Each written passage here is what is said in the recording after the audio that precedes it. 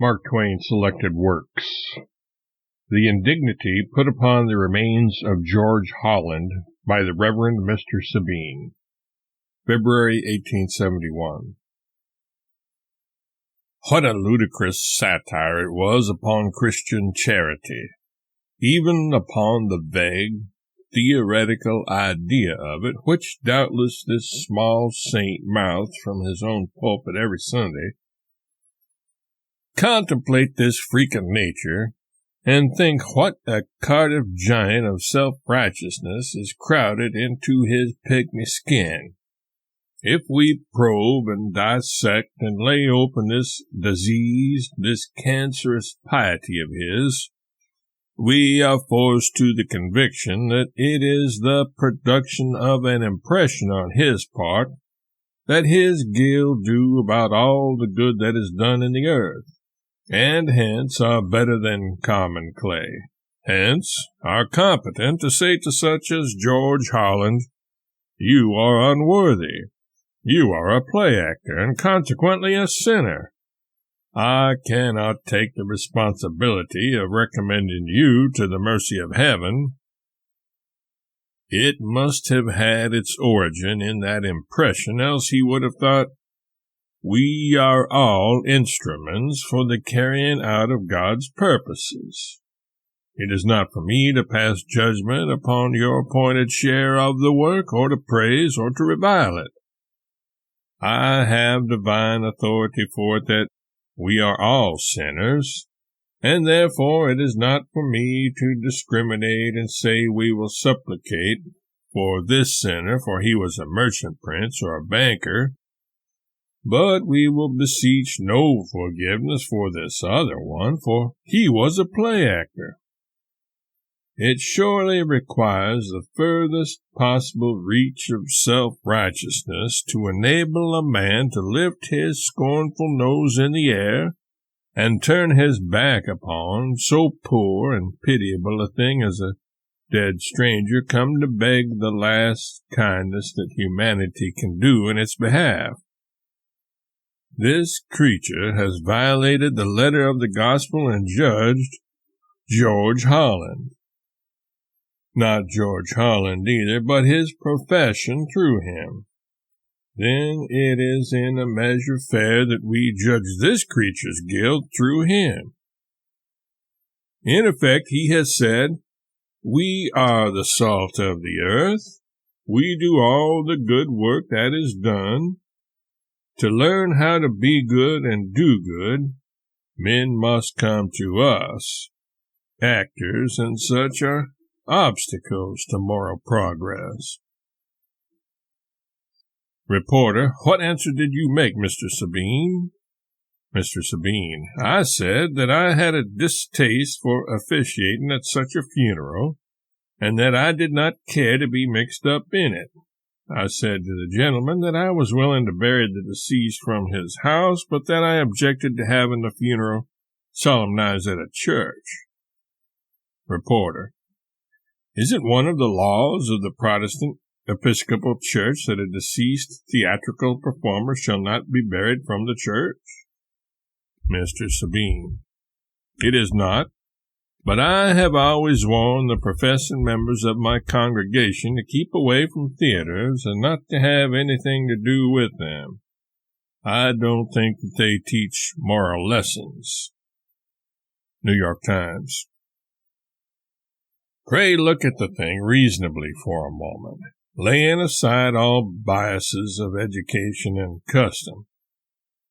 If a common public impression is fair evidence of a thing, then this minister's legitimate, recognized, and acceptable business is to tell people calmly, coldly, and in stiff written sentences from the pulpit to go and do right, be just, be merciful, be charitable, and his congregation forget it all between church and home.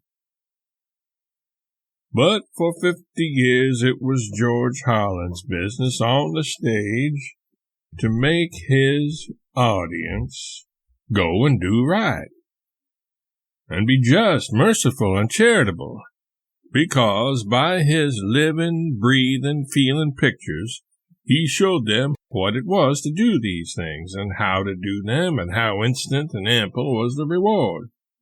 Is it not a singular teacher of men, this reverend gentleman who is so poorly informed himself as to put the whole stage under ban and say, I do not think it teaches moral lessons? Where was ever a sermon preached that could make filial ingratitude so hateful to men as the sinful play of King Lear? Or where was there ever a sermon that could so convince men of the wrong and the cruelty of harboring a pampered and unanalyzed jealousy as the sinful play of Othello? And where are there 10 preachers who can stand in the pulpit teaching heroism, unselfish devotion, and lofty patriotism, and hold their own against any one of 500 William Tells that can be raised up upon 500 stages in the land at a day's notice?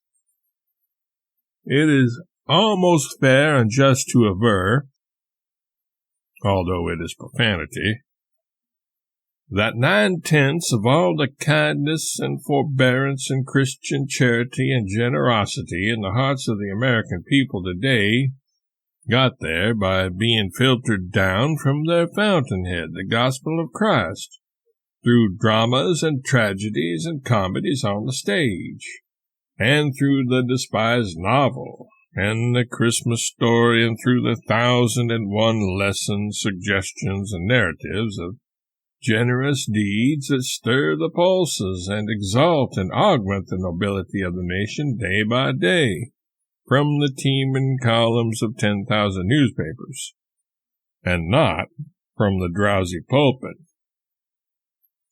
All that is great and good in our particular civilization came straight from the hand of Jesus Christ, and many creatures and of diverse sorts were doubtless appointed to disseminate it. And let us believe that this seed and the result are the main thing, and not the cut of the sower's garment, and that whosoever in his way and according to his opportunity sows the one and produces the other has done high service and worthy.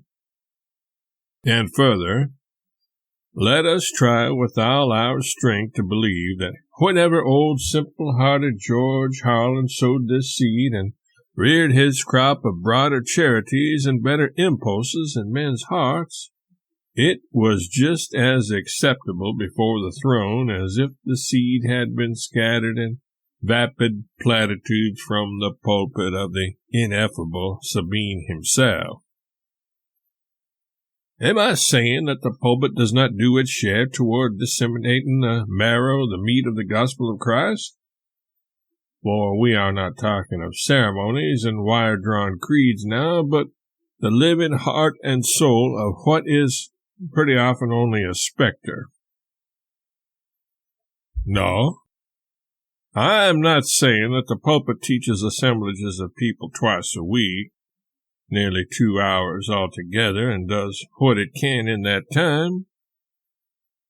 The theater teaches large audiences 7 times a week, 28 or 30 hours altogether, and the novels and newspapers plead and argue and illustrate, stir, move, thrill, thunder, urge, persuade, and supplicate at the feet of millions and millions of people every single day, and all day long, and far into the night. And so these vast agencies till 9/10 of the vineyard, and the pulpit tills the other 10th. Yet now and then some complacent, blind idiot says, "You unanointed are coarse clay and useless. You are not as we, the regenerators of the world. Go, bury yourselves elsewhere, for we cannot take the responsibility of recommending idlers and sinners to the yearning mercy of heaven." How does a soul like that stay in a carcass without getting mixed with the secretions and sweated out through the pores? Think of this insect condemning the whole theatrical service as a disseminator of bad morals because it has black crooks in it. forgetting that if that were sufficient ground, people would condemn the pulpit because it had Cooks and Callocks and Sabines in it. No, I am not trying to rob the pulpit of any atom of its full share and credit in the work of disseminating the meat and marrow of the gospel of Christ. But I am trying to get a moment's hearing for worthy agencies in the same work, that with overwrought modesty seldom or never claim a recognition of their great services. I am aware that the pulpit does its excellent 1/10, and credits itself with it now and then, though most of the time a press of business causes it to forget it.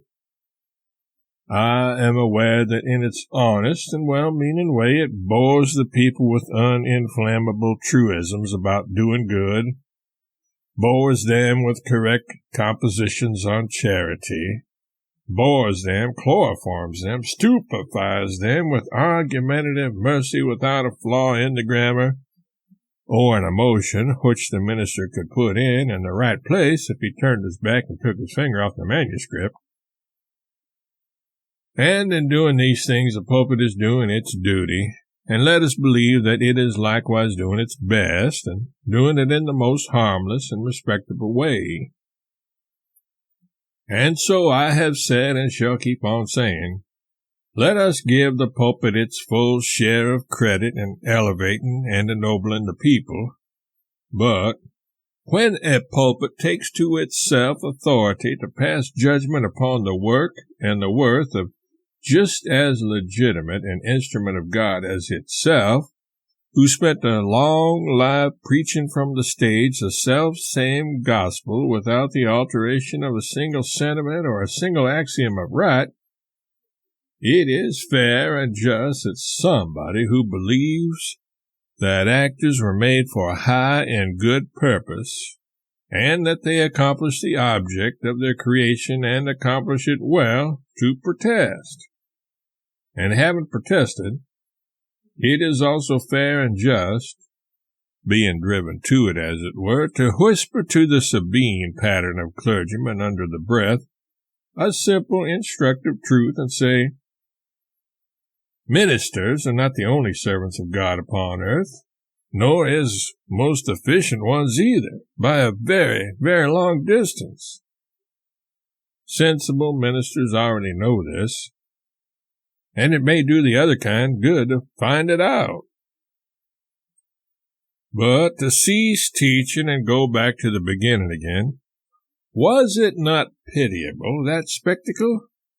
Honored and honorable old George Holland, whose theatrical ministry had for 50 years softened hard hearts, bred generosity in cold ones, kindled emotion in dead ones, uplifted base ones, broadened bigoted ones, and made many and many a stricken one glad, and filled it brim full of gratitude, figuratively spit upon in his unoffended coffin by this crawling, slimy, sanctimonious, self-righteous reptile.